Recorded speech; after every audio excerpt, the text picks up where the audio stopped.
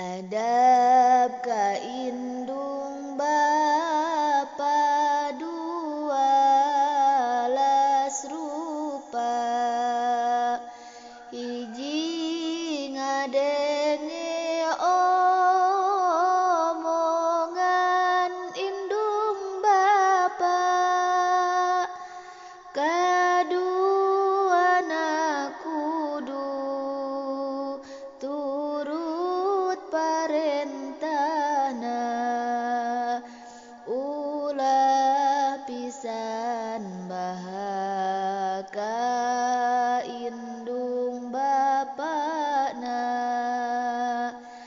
katiluna kudu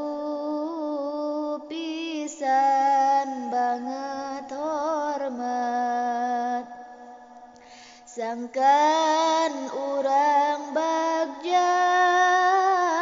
dunya jeung akhirat, opat ulah lempang di hareupeunana, karena henteu hormat kaduanana. Lima ulah narikeun soanteun batan, kana sora indung bapa ngaliwatan, genep kudu ngajawab panyalukana, kalayan jawaban anu pangalusna. Tujuh ulah ngabangkit ngabarung sinang, peda ka indung bapa geus nyeunang-nyeunang, balik sakumaha kumaha ulah oge kudu ngarasakeun lalawora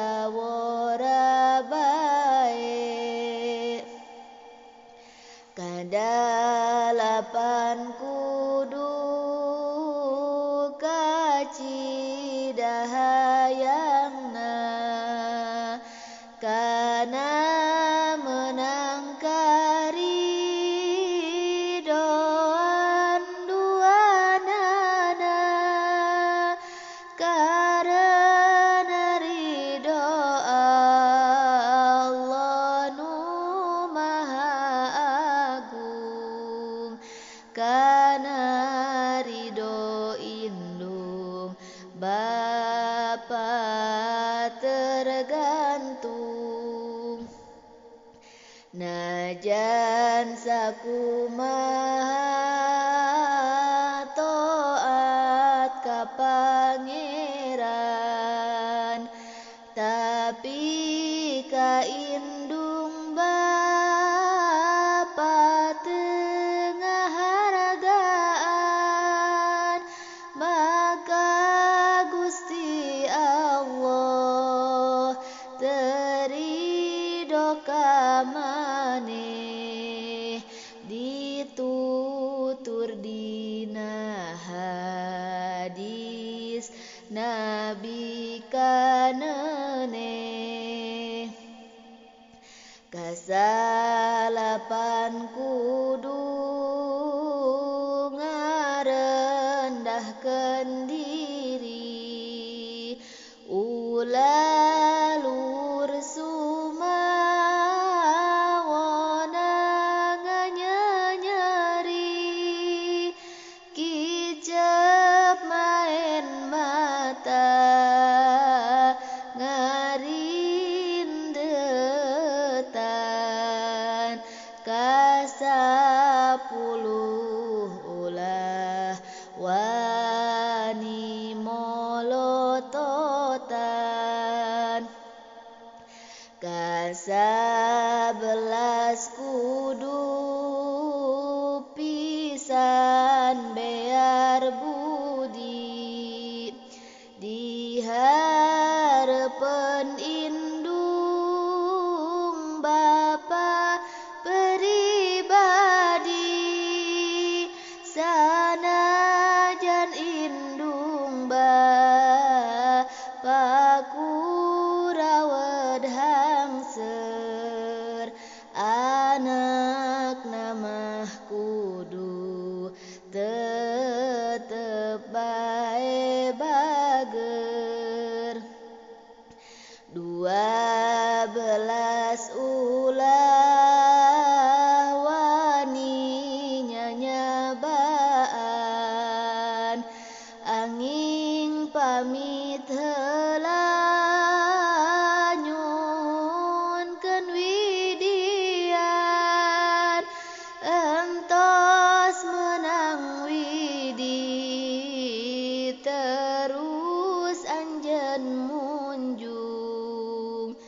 kana dampal sampeanu jadi indung terus ngadua wada pamit amitan silih titipkeun raksaan ka pangeran tapi ayanya nu teu kudu widi nalika kolot teu boga tanah wadi sarta dinu deukeut teu aya pasantren pake diajar ilmu nu fardu ain ngan bae nu kitu kurang barokahna alus namah sing menang heula widina sakitu anu ditutur dina kitab kifayatul mubtadiin lebah adab sakitu anu ditutur dina adab kifayatul mubtadiin